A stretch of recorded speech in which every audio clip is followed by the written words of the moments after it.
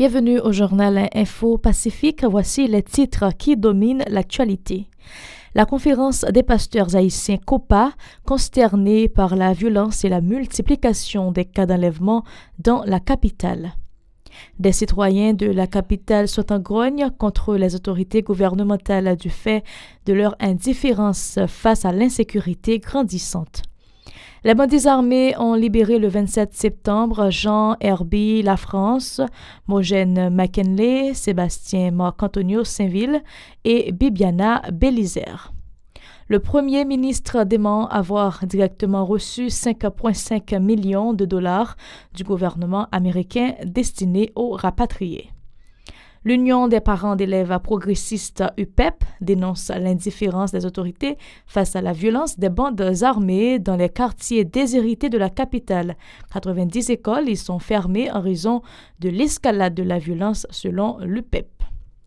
À l'étranger, l'opposant russe Alexei Navalny risque 10 ans de prison suite à de nouvelles poursuites engagées à son encontre par les autorités. Restez branchés pour plus de détails. Merci de votre fidélité au journal Info Pacifique. La conférence des pasteurs haïtiens COPA, consternée par la violence et la multiplication des cas d'enlèvement dans la capitale, elle s'insurge contre l'assassinat par balle du diacre Silner Lafaille et l'enlèvement de sa femme Marie-Marthe Laurent Lafaille le 26 septembre au local de la première église baptiste à la rue de la Réunion, au centre-ville de Port-au-Prince. Ces agissements des bandes armées étaient survenus non loin des locaux du Palais national, gardés par 3 unités spécialisées de la police nationale, avec un effectif de 1500 agents se révolte la COPA. Elle fustige les bandes armées qui répandent la désolation et le deuil dans les familles et les appauvrissent du même coup. Cette structure presse les autorités de s'appliquer à restaurer un environnement sécuritaire en vue de permettre aux citoyens de vaquer librement à leurs activités, selon un communiqué portant la signature d'Ernst Pierre Vincent, président de la COPA. Il faut indiquer que les bandits armés ont libéré le 27 septembre Jean Herbie Lafrance, Mogène McKinley, Sébastien Marc-Antonio Saint-Ville et Bibiana Bélisaire qui ont été enlevés le 23 septembre à Port-au-Prince. L'étudiant Sébastien Marc-Antonio Saint-Ville a aussi recouvré sa liberté et il a été kidnappé alors qu'il s'apprêtait à garer son véhicule au parking de la maison familiale après avoir déposé un proche. Mogène McKinley est un agent de la direction du budget, un organe du ministère de l'économie et des finances, alors que Bibiana Bélisaire est une employée du Service national de gestion des résidus solides, SNGRS. Des citoyens de la capitale sont en grogne contre les autorités gouvernementales du fait de leur indifférence face à l'insécurité grandissante. Ils se disent révoltés par les cas de kidnapping qui deviennent leur lot quotidien. Plusieurs facteurs sont à la base de l'escalade de la violence, expliquent ces habitants, qui ont énuméré entre autres l'instabilité politique, la faiblesse de la police nationale et la cherté de la vie. Ils ont vertement critiqué les autorités face à l'absence de mesures adéquates et urgentes pour endiguer l'insécurité dans le pays. Ces citoyens ont souligné les retombées néfastes des actes de violence sur la situation socio-économique. Écoutons leurs réactions recueillies par Aubert Charles et Maud Léjean. Phénomène de sécurité, c'est un phénomène d'État qui est lié. Raison qui fait me dire ça, parce que où est l'État pas une vérité vraie, quel que soit pour ta fond des armements dans le pays et tirer nèg. L'aime dit des armements c'est pas nèg qui l'aime dit nèg dans la saline d'Elmadi qui gen zam nan mais non, parce que nèg ça yo ce sont des victimes sociales qui yo yé. L'aime parler des dirigeants, l'aime parler des leaders politiciens yo. Parce que souvent l'insécurité n'est pas bon pour la population, mais eux-mêmes ils ont intérêt là-dedans. On a regardé, il a parlé nous avons avec gros âmes, mais nous n'avons pas acheté balles. Mais souvent, qui est-ce d'abord c'est question qui j'ai fait avec ça, pour acheter gros âmes et puis l'argent balle il a acheté pour continuer avec l'insécurité. C'est politique là. Ça veut dire que si monsieur ghetto, Haïti pas faire ça.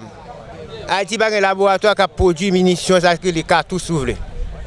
C'est pour pour moi-même que la sécurité a, ils vont côté, même si monsieur gen zam nan men yo a, yo pas épargné. Je dis qui permettent que tout le monde a couru pour l'insécurité.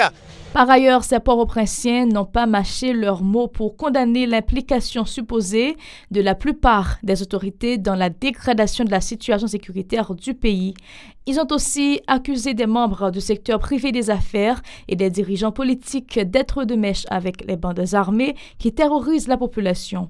Ces gens préconisent des actions musclées en vue de mettre les malfrats hors d'état de nuire, tout en se prononçant en faveur d'une amélioration de la situation socio-économique. Leurs propos toujours recueillis par Aubert Charles et Maud Léjean.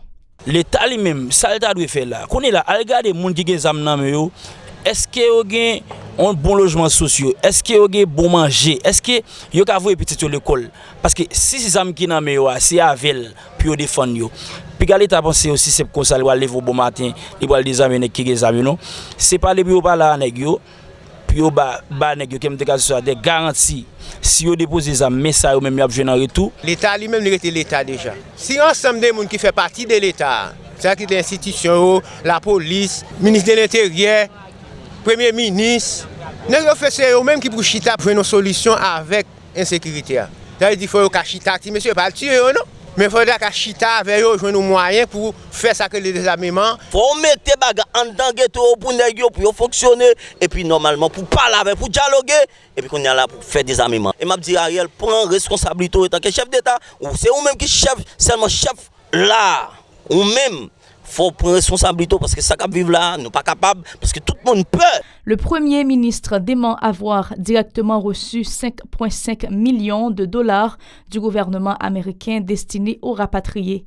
Les informations qui circulent sur les réseaux sociaux ont indiqué que l'administration Biden a octroyé ces fonds en vue d'aider les autorités haïtiennes à faire face à la vague de migrants refoulés au pays. La primature a précisé que cette enveloppe a été allouée à l'Office international de la migration OIM qui en assure la gestion. L'Union des parents d'élèves progressistes UPEP rend les autorités de l'État responsables de la déliquescence du système éducatif. Selon le coordinateur de l'UPEP, les dirigeants n'ont pas travaillé au renforcement de l'éducation, arguant notamment les conditions de vie dégradantes des enseignants et la précarité des parents qui peinent à joindre l'aide debout pour assurer la survie de leur progéniture. À cela s'ajoute l'insécurité constante qui paralyse l'activité scolaire dans les quartiers réputés à risque où les bandes armées imposent leurs lois, s'insurge M. Litolu. Dans la 3e circonscription de Port-au-Prince, seulement 90 établissements scolaires privés ont cessé de fonctionner en raison de la violence des bandes armées, se désole le responsable de l'UPEP. Léo Litolu était joint par téléphone mardi au journal Pacifique Matin. Si en principe, l'État sérieux dans le pays, malheureusement, il a touché dans des maigres qui rentrent, mais il n'y a pas de service. Et l'école... Ils ont décrété l'école ouverte le 21 septembre, tandis que le conseil des zones jusqu'à présent, ni parents, ni élèves, ni professeurs, ni de quelle école privée ou publique, on va connaître à qui s'improviser. Par exemple, il y a 9 écoles publiques, sorties de Emmanuel dans la 4e avenue, arrivé dans l'école nationale Caïs Lérisson, dans Fontainebleau 27. Toutes les écoles sont en difficulté. Et pas censé abandonner l'école là. C'est celle l'école nationale Caïs Lérisson qui a quelques petits monde qui viennent. En outre, Léo Litolu dit douter de la volonté et de la capacité du directeur général de la police nationale Léon Charles à lutter contre l'insécurité. Pour lui, le DG Charles n'a entrepris aucune action véritable visant à freiner les agissements des bandits armés sur le territoire, notamment dans l'aire métropolitaine de Port-au-Prince. Écoutons.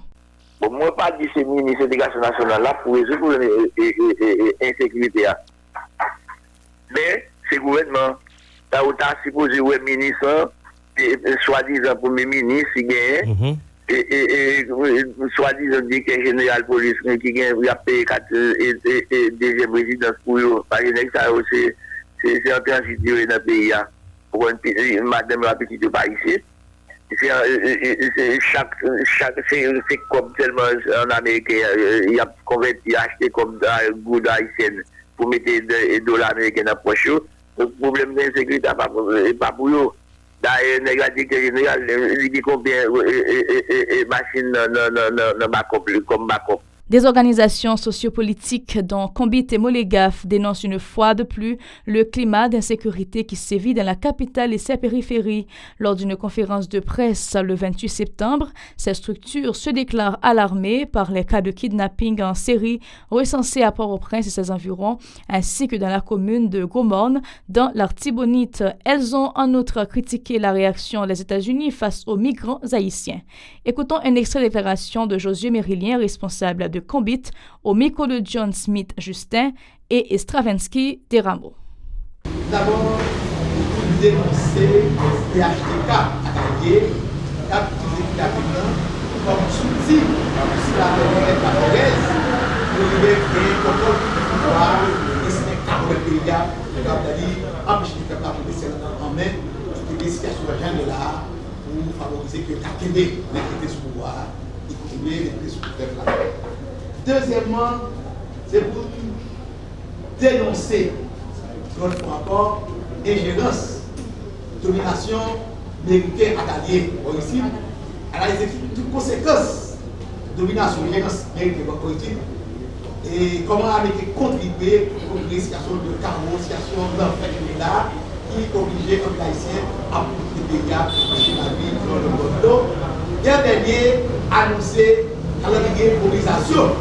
Et un centre d'organisation a démarré après le 13 septembre. Plus loin, ces activistes ont indiqué qu'ils envisagent d'organiser un sit-in le 30 septembre devant les locaux de l'ambassade américaine en Haïti, à Tabar, pour protester contre la politique des États-Unis vis-à-vis du pays. Selon eux, les États-Unis ne sont pas vraiment les amis d'Haïti comme le prétendent ses dirigeants. Écoutons les précisions de David Oxygène, toujours au micro de John Smith Justin et Stravinsky Deramo. 30 septembre 1991, 30 septembre 2021, on va faire exactement 30 ans. 30 ans depuis que masse populaire frappée par un coup d'État impérialiste. Nous-mêmes, comme organisation progressiste, nous date ça, on va dépasser la raison. En même mobilisation 30 septembre. Donc 2021, jeudi 30 septembre, 2021 devant l'ambassade américaine, la rentrée dans le cadre ça, pour nous dire dénoncer ça, et pour une hypocrisie, comme quoi ces amis pendant ce temps, donc il a traité Haïtiens combattre contre le mal. Et mobilisation 30 septembre 2021 devant l'ambassade américaine, c'est mobilisation contre complot, qu'a manigancé entre la République dominicaine, président de la République dominicaine. Donc, qu'a fait un complot avec Bill Clinton. Pas oublier qu'il y a une équipe Clinton politiquement en deux pays qui a manigancé la guerre avec PHTK. Dans l'actualité internationale, l'opposant russe Alexei Navalny risque 10 ans de prison suite à de nouvelles poursuites engagées à son encontre par les autorités.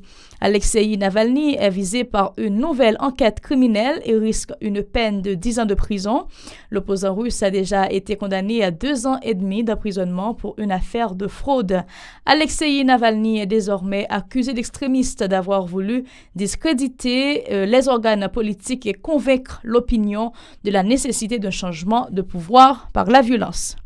C'est ici que nous mettons fin à ce journal. Un plaisir de vous avoir informé sur la télévision Pacifique. Bonne suite de programmation.